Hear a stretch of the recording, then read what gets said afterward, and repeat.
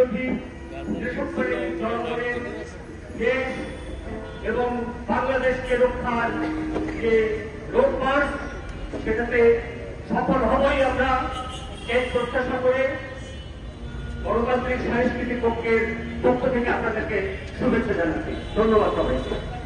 সবাই আজ এখানে সমবেত হয়েছি আমাদের দেশের উপরে যে সাম্রাজ্যবাদী আধিপত্যবাদী আগ্রাসন তার বিরুদ্ধে দেশবাসীর পক্ষ থেকে আমাদের কথা তুলে ধরার জন্য।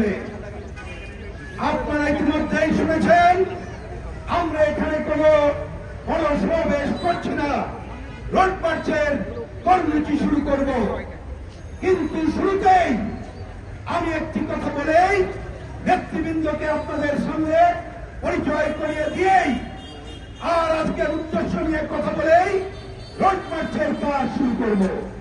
বন্ধুগণ, আপনারা জানেন আজ কদিন পরেই জুলাই মাস শুরু হবে। বেশ কিছুদিন আগে আমাদের ঘরের উপরে কর্তৃত্ববাদী স্বৈরাচারী ফ্যাসিস্ট শাসন বসেছিল। দীর্ঘদিন লড়াইও আমরা এই কর্তৃত্ববাদী ফ্যাসিস্ট স্বৈরাচারী শাসনের অবসান ঘটাতে পারি নাই। শেষ দিকে এসেই এক রক্তক্ষয়ী সংগ্রামের মধ্য দিয়ে গণঅভ্যুত্থান সংগঠিত করে সেই স্বৈরাচারকে হটাতে হয়েছে। আমরা তাই কথার শুনতে 2024-এ গণঅভ্যুত্থানে যারা শহীদের জীবন দিয়েছেন তাদের স্মৃতির প্রতি শ্রদ্ধা জানিয়েই আমাদের এই সামগ্রিক কর্মকাণ্ড শুরু করব। বন্ধুগণ, আমরা একই সাথে আজকে কথা মনে করব এই যে সাম্রাজ্যবাদী আগ্রাসন এটা দীর্ঘদিনের, আমাদের দেশের উপরে আগ্রাসন দীর্ঘদিনের। মহান মুক্তিযুদ্ধের মধ্য দিয়ে অর্জিত বাংলাদেশ স্বাধীন সার্বভৌমভাবে দাঁড়ানোর যে চেষ্টা আমরা করেছিলাম, বিগত সময়ে ক্ষমতাসীনদের কারণে সেটি সফল হয়নি। আমরা মনে করি গণঅভ্যুত্থানের আকাঙ্ক্ষা আর মুক্তিযুদ্ধের আকাঙ্ক্ষা হল গণতন্ত্রের আকাঙ্ক্ষা, স্বৈচ্ছর মুক্তির আকাঙ্ক্ষা, আধিপত্যবাদ আর সাম্প্রদায়িকতা বিরোধী আকাঙ্ক্ষা। সুতরাং এই শত সংগ্রামের সকল শহীদদের প্রতিও শ্রদ্ধা জানিয়ে আমরা আমাদের কার্যক্রম শুরু করছি। ইতিমধ্যে গণতান্ত্রিক বাম মোর্চার সমন্বয়ক নাসিরউদ্দিন আহমেদ নসুভাই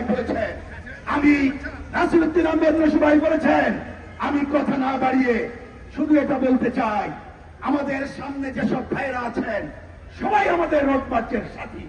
হয়তো আমাকে একটু অন্যায় কাজ করতে হবে, বাইরের সবার নাম বলতে পারছি না, ক্ষমা করবেন।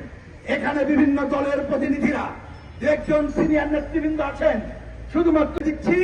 কিন্তু মনে রাখবেন আমরা সবাই সমভাবে এই রোড মার্চের অংশীদার। আমি সময় না বাড়িয়ে আমি ওইদিকে দেখতে পাচ্ছি আর সবাই আমাদের আন্দোলনের নেতা, সুতরাং আমি কোন ভূমিকা দেব না। জাতীয় গণমঞ্চের মাসুদ খান এখানে উপস্থিত আছেন, এছাড়া আছেন গার্মেন্টস শ্রমিক নেতা সত্যজিৎ বিশ্বাস, তার পাশে আছেন মাসুদ ভাইয়ের পাশে আছেন আমাদের এই সাংস্কৃতিক অঙ্গনের অন্যতম নেতা কামাল হোসেন বাদল, এর পাশে আছেন 65 মার্চবাদের প্রধান সমন্বয়ক মাসুদ রানা, তার পাশে আছেন বাংলাদেশের বিপ্লবী কমিউনিস্ট লীগের সংগ্রামী সাধারণ সম্পাদক কমরেড ইকবাল কবির জাহিদ, তার পাশে আছেন আমরা সবাই জানি ডাকসুর সাবেক সাধারণ সম্পাদক বাংলাদেশ জাসদের স্থায়ী কমিটির সদস্য ডাক্তার মুস্তাক হোসেন, এর পাশে আছেন গণতান্ত্রিক বিপ্লবী পার্টির সাধারণ সম্পাদক কমরেড বর্ষবা বিশু, আমার পাশে আগেই পরিচয় করিয়ে দিয়েছি গণমুক্তি আন্দোলনের আহ্বায়ক এবং ফ্যাসিবাদ বিরোধী বাম মোর্চার সংগ্রামী সমন্বয়ক নাসিরউদ্দিন আহমেদ নসু, আমার ডান পাশে আছেন বাংলাদেশের সমাজতান্ত্রিক দল বাসদের সাধারণ সম্পাদক বজলুর রশিদ ফিরোজ, তার পাশে আছেন দেশের প্রতিষ্ঠিত অর্থনীতিবিদ, তেল গ্যাস খনিজ সম্পদ, বিদ্যুৎ বন্দর রক্ষা যে জাতীয় কমিটি আমরা গড়ে তুলছিলাম তার প্রতিষ্ঠাতা সদস্য সচিব অধ্যাপক এম এম আকাশ।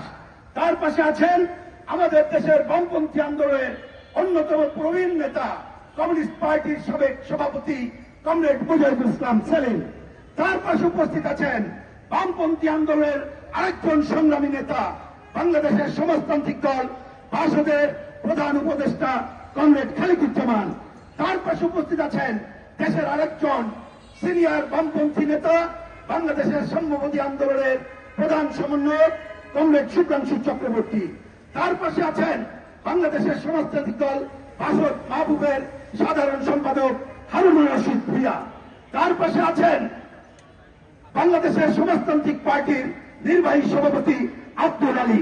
দেখতে পাচ্ছি তার পাশে আছেন বাংলাদেশের সোশ্যালিস্ট পার্টির সাধারণ সম্পাদক শহীদুল ইসলাম।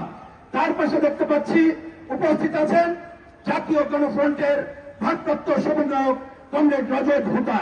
এছাড়া এখানে হাসান ফকরি ভাই সাংস্কৃতিক আন্দোলনের নেতা, এখানে সাত্তার ভাই কমিউনিস্ট লীগের নেতা সহ অন্যান্য নেতৃবৃন্দ উপস্থিত আছেন।